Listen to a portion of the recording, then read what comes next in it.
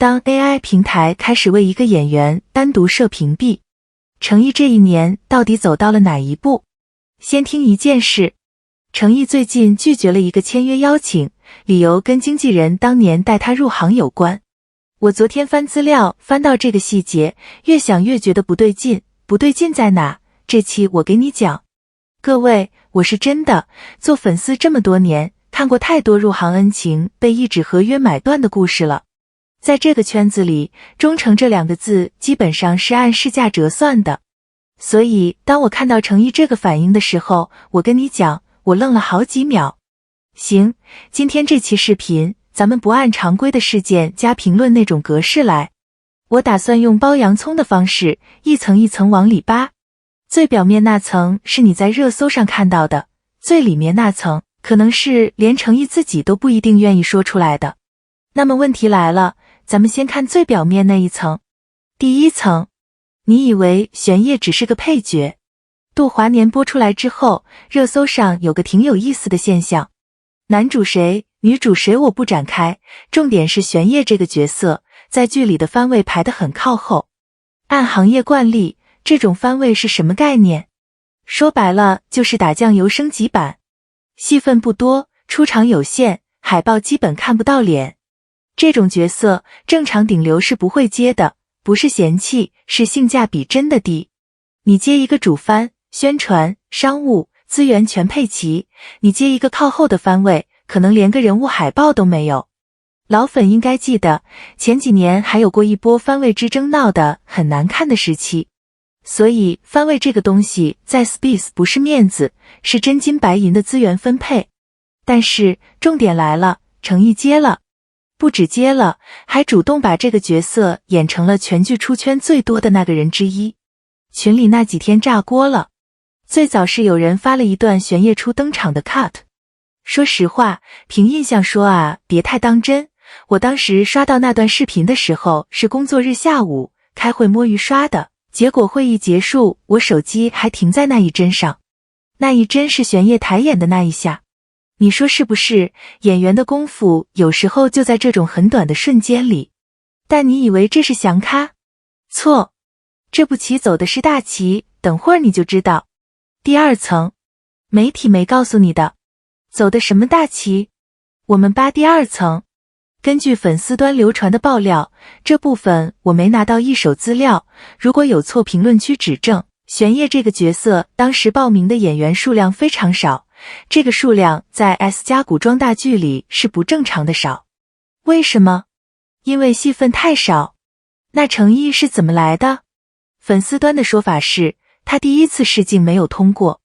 对，你没听错，一个戏份不多的角色，第一次试镜没过，然后经纪人去帮他争取了第二次机会。这个时间点我就不具体说了，凭印象说哈，反正是杜华年开机之前的事。我这块的时间线有点乱，大家以官方信息为准。回家练，再来，第二次过了。我说真的，这个细节我反复想了很多遍。一个已经主演过琉璃莲花楼的演员，什么咖位你心里有数，为了一个戏份不多的角色，回家练完再去试第二次。你说他需要这个角色证明什么吗？不需要，是这个角色需要他。但他还是回去练了。这里插一句，更绝的是后面这个细节。根据粉丝端流传的分析，程毅自己给玄烨设计了一个东西，被概括成心锚。心锚这个术语我得解释一下，它是心理学里的一个概念，简单说就是把某种特定的情绪状态用一个具体的动作、物件、声音锚定下来，下次这个触发物一出现，对应的情绪状态就被瞬间召回。剧本里其实没有详细写玄烨的心锚是什么，粉丝拆解出来的看法是，程毅自己琢磨出来，把心锚这个机制具象化成了玄烨的某个习惯性动作，我就不剧透了，你们在看的时候可以多注意一下他的手势细节。这是什么 level 的演员准备？这已经不是接到剧本背词了，这是在剧本之外自己造一层人物心理结构。说白了，如果这个拆解成立，他不是在演玄烨，他是在重写玄烨。而且还有一个粉丝端反复提到的细节，程毅在这个角色上投入的片场时间超出了戏份本身需要的量。这个说法我无法核实到具体来源，只能说粉丝端流传的版本是这样的。行，我先把这个说完，为什么一个顶流要这么干？我的判断啊，这只是个人推测，是因为他 get 到了一件事，在流量逻辑下，主番不一定能让你被看见，但一个被你重写过的配角反而能。第三层，不跳船这3个字。说回开头那件事，试镜过了之后，于正这个名字大家都熟，不多展开。于正找到程毅，意思是想签约，但是签约的对象不是只有程毅一个人，根据流传的说法是个2选1的方案，意思就是说于正手里有一个名额，看你愿不愿意来抢。程毅的回应是什么？简单说是拒绝，理由跟当年带他入行的经纪人有关，他不愿意离开这个团队。我跟你讲，这个理由在 Space 是稀缺品。哦对了，顺着这个说，我得先说一个背景，不然你听不懂这件事的分量。这几年 Space 跳槽是常态，一个艺人红了之后跟原经纪人闹掰、解约、走人，这种新闻你随便翻热搜能翻出20条。原因也很现实，原经纪人公司给不了红了之后的资源，新公司能给。所以忠诚这2个字在这个行业里基本是按市价折算的。行，现在回到他，在这个大环境下，程毅这个选择，他不是情怀，他是判断。这是我自己琢磨的角度啊，你想想看，一个演员决定不跳船，意味着他相信现在这条船能开到他想去的地方。说白了，他对自己当前的团队和资源路径有足够的信心，不需要靠换平台来续命。这种自信在顶流里是什么级别？满级号的从容。而且更深一层，经纪人当年带他入行那段时间是程毅最难的阶段。那个时候他还没火，没流量，没番位。跟着他熬过那几年的人，他记得。你看，这就是为什么我反复说，懂他的人会懂，不是一句空话。第4层，这一切意味着什么？到这儿，咱们已经扒了3层。第1层是表面，一个戏份不多的角色。第2层是方法，所谓的心锚和片场投入。第3层是判断，不跳船。但是最近还有几件事，看上去完全没关联，其实是同一件事在不同维度的投影。第一件， AI 平台对程毅的版权保护。最近粉丝发现，在某些 AI 图像生成平台上，输入跟程毅相关的提示词，会直接跳出版权限制，无法创作的提示，也就是说，平台不是事后处理，是从源头拒绝生成。你知道这是什么待遇吗？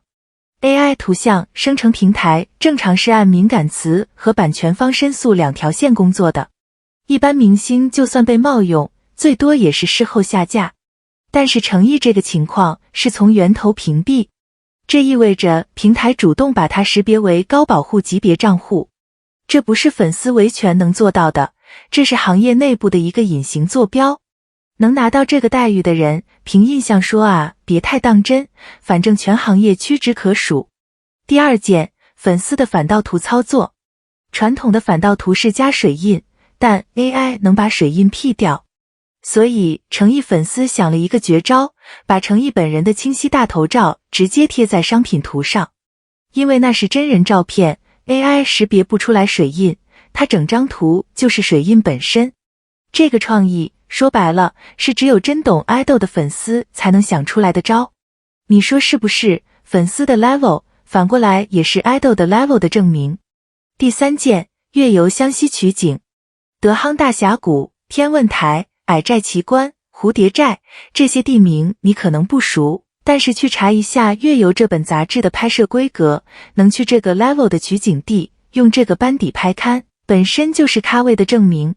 而且昨天吃饭刷到一个特别可爱的细节，程毅在湘西拍摄的时候遇到一只大黄狗，他跟工作人员开了个玩笑，大意是把这只狗类比成莲花楼里那只老狐狸，说它老了。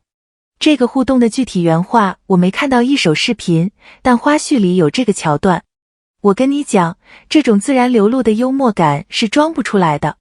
综艺感和文学感同时在线，这种 style 的演员太少了。第4件，2026春节回湖南练体力，备战新项目。行动比营销稿有力。把这4件事拼起来，你会发现，他不是在等机会被看见，他是在主动建一个不需要被看见也能往前走的系统。结尾，我做这期之前，其实想错了一件事。行，长话短说。做这期视频之前，我一开始的角度其实是，这种番位是个遗憾，希望下部戏能拿回主番。老粉看到这儿可能想笑，你看，连追了5年的粉丝，有时候也会被番位思维带着走。但做完整期，我才发现我那个起点就错了。这种番位不是遗憾，是选择。是一个已经不需要靠番位证明自己的演员，主动选了一个戏份不多的角色，亲手把他演成全剧最难忘的角色之一。这是降咖吗？不是，这是另一个维度的 carry。 所以回到开头那件事，程毅拒绝签约，理由跟带他入行的经纪人有关。我现在在看这件事，跟1年前看完全是2种感觉。1年前我以为这是情怀，现在我知道这是一个演员对自己人生轨迹的精准判断。他知道自己要去哪儿，知道路上需要什么人，知道哪些东西换不来。懂他的人一直都懂，这5年没看错。如果有错，评论区指正，咱们下期接着聊。下期我想专门掰扯一下杜华年玄烨那个首饰设计，时间长度可能不够，但值得单开一期。今天就到这。